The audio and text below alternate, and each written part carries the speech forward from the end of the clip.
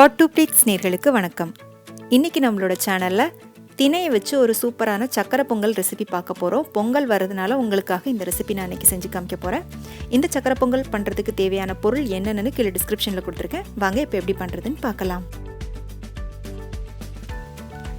Measurement கப்புக்கு கரெக்டாக 3/4 cup அளவுக்கு திணை எடுத்துக்கோங்க. 1/4 கப் அளவுக்கு சிறுபருப்பு எடுத்துக்கோங்க. திணை பார்த்திங்கன்னா இந்த மாதிரி சின்ன சின்ன உருண்டைகளாக ஒரு லைட்டான மஞ்சள் நிறத்தில் இருக்கும். திணையும் சிறுபருப்பும் சேர்ந்து 1 கப் வரதுனால நான் 1/4 கப் அளவுக்கு வெல்லம் எடுத்திருக்கேன். கொஞ்சம் கூடுதல் இனிப்பு வேணும் அப்படின்னு நினச்சிங்கன்னா 1/2 கப் வரை கூட எடுத்துக்கலாம்.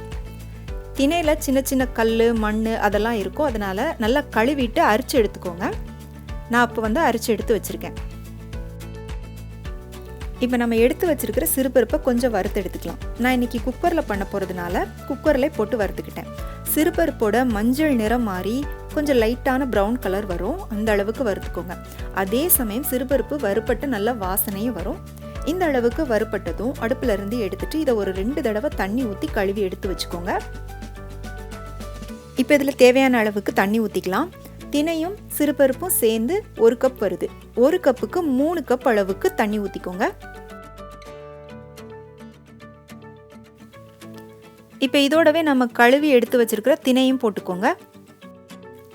திணை போட்டுட்டு இது லைட்டாக ஒரு கொதிச்சு வர ஆரம்பித்ததும் இதை ஒரு தடவை நல்லா கலந்து விட்டுட்டு குக்கரை மூடி விசில் போட்டு கரெக்டாக ஒரு 4 விசில் மட்டும் விட்டுக்கோங்க. இப்போ இது விசில் வர்றதுக்குள்ளே நம்ம இதுக்கு தேவையான முந்திரி திராட்சை இதெல்லாம் வறுத்து வெல்லத்தை உருக்கி எடுத்துக்கலாம்.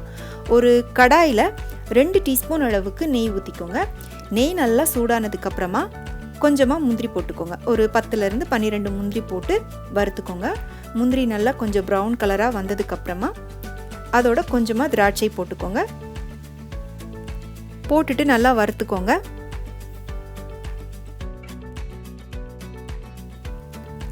திராட்சை இந்த மாதிரி கொஞ்சம் நல்லா பலூன் மாதிரி உப்பி வரணும். பாருங்க, இந்த மாதிரி வறுப்பட்டதும் இதை எடுத்து தனியாக வச்சுக்கோங்க.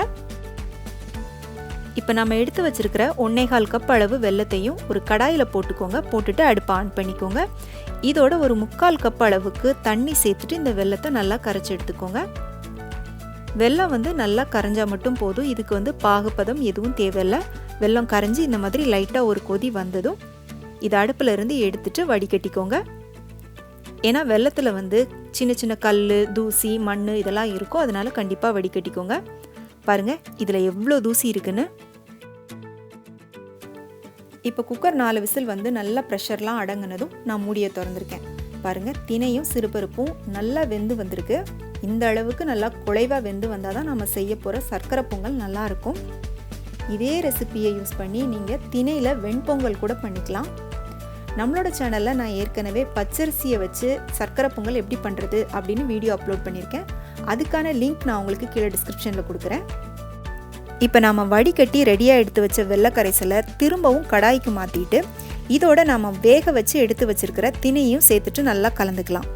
இதை நீங்கள் டைரெக்டாக திணை வேக வச்ச குக்கர்லேயே வெள்ளைக்கரைசலை ஊற்றியும் கலக்கலாம். அந்த மாதிரி கலக்கும்போது கொஞ்சம் அடிப்பிடிக்கும் அப்படின்றதுனால நான் நான்ஸ்டிக்கு மாற்றிக்கிட்டேன். இப்போ இதை ஒரு 5 நிமிஷத்துக்கு நல்லா கைவிடாமல் கிண்டிகிட்டே இருங்க. இந்த வெல்லத்தோட திணை சேர்ந்து நல்லா வேகணும். இப்போ பாருங்கள், திணையும் வெல்லமும் சேர்ந்து நல்லா வெந்து வந்திருக்கு.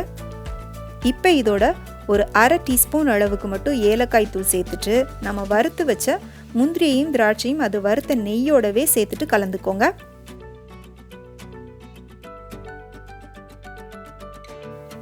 இதில் நம்ம நெய் பார்த்திங்கன்னா 2 டீஸ்பூன் தான் சேர்த்துருக்கோம். அதாவது முந்திரியும் திராட்சையும் வறுத்த நெய்யை அதோட சேர்த்து போட்டிருக்கோம்.